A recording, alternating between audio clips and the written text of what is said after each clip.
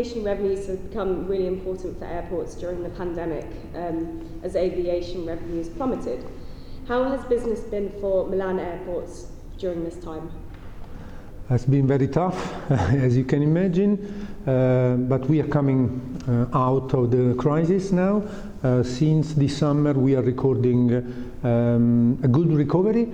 In Linate, in Milan we have two airports. In Linate, at the moment we are about minus 35–40% compared to 2019, let's say so, and in Malpensa minus 50% because of course we lack the long haul traffic.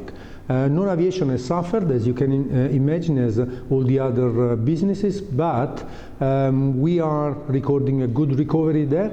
Of course, the luxury retail is still suffering from the lack of high-spending passengers, but the other retail, the affordable retail, the duty-free, and most of all the food and beverage are performing extremely well. So what initiatives are you currently implementing within the airports to encourage passengers to spend more time in retail and food and beverage outlets, where traditionally they're probably avoiding those places during the pandemic?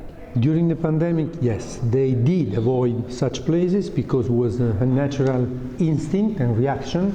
But now our data tells us that food and beverage spend is going up, and we are assuming for next year budget substantial increase in the spend per passengers in food and beverage. In spend per parts, when it comes to shops and those kind of retail, instead is suffering, as I said, from the lack of high-spending passengers. But as soon as they come back, we are sure that we are going to recover as well. The recovery is very much pushed by low-cost airlines. So at the moment, our strategy is to focus much more on food and beverage. So we are literally allocating more space into food and beverage and reducing the number of shops. Sometimes retail can be even boring if you want. You have duplication of things. We prefer to have a fantastic segmentation of food and beverage. Passengers nowadays they are not at all afraid to spend time in food and beverage. On the contrary, on the opposite, the food and beverage is becoming a destination because they feel relaxed. And naturally, we are working in such a way to create more space so that people feel more confident. So that's our experience at the moment. And what strategy do you have for the future to increase non-aviation revenues? We have many ideas in our strategy. One I already mentioned is to adapt the offer to the demand. The demand coming from all these gigantic low-cost airlines suggest us to invest in food and beverage, as I said, to have a more flexible and affordable retail offer. For example, all the segment represented by convenience stores, electronics, and this kind of offer will be increased over the time.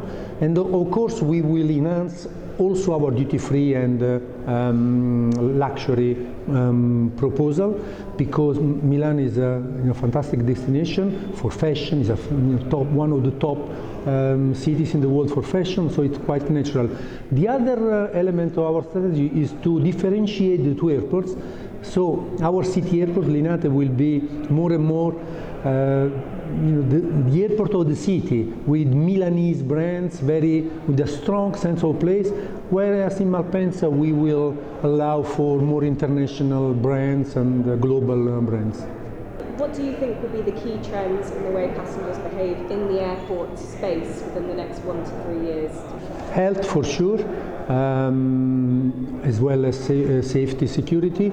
For example, we have decided to introduce in Malpensa a quite large healthcare center, a medical center, to take care of the staff and also the passengers in case they need something. So this is just just to say that we have reacted to the new environment. In terms of passenger behavior, we believe that one of the major trends will be food and beverage, as I said, affordable retail, grab and go offer, because we are sure that part of the passengers will feel somehow uncomfortable, so we want to be more sensitive on this kind of issues. And of course, you asked me about non-aviation parking, will be one of the major drivers of the growth. And another part, strategy we are applying is to go omnichannel. We have introduced in Malpensa a brand new and quite innovative luxury platform called Milan Malpensa Boutique. We will capitalize on the huge turnover we develop with our online offer parking, and we will try to capitalize on that to offer passengers also our luxury platform and other products. So this platform, will it be on online mobile devices or an app? Absolutely. At all, or? No, it's not an app. It's a website. Of course, you can use it through any mobile device. As my team say, Instagrammable. It's very modern. It's an editorial product that my team is putting together, and we are now attracting brands. We have several brands, of course, most of the duty-free partners, as well as standalone brands.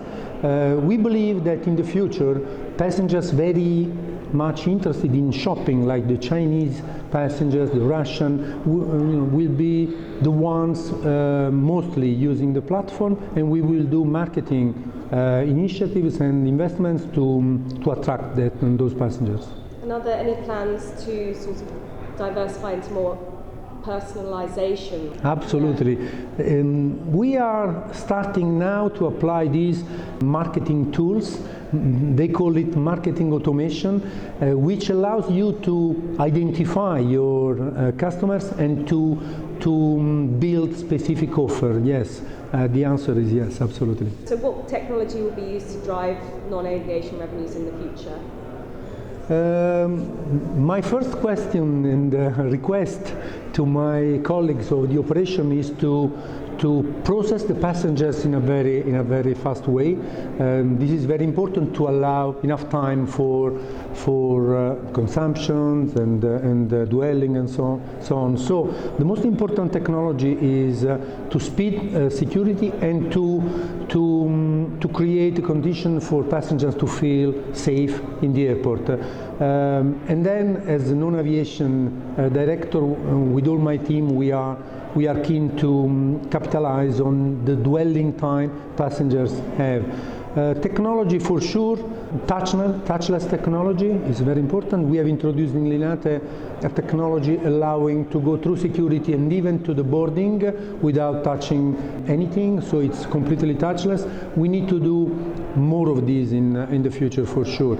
I have seen also that many retailers are starting to introduce such facilities, technology facilities, which is, I guess it's a major trend that as airport and together with our retail and commercial partners, we will follow together.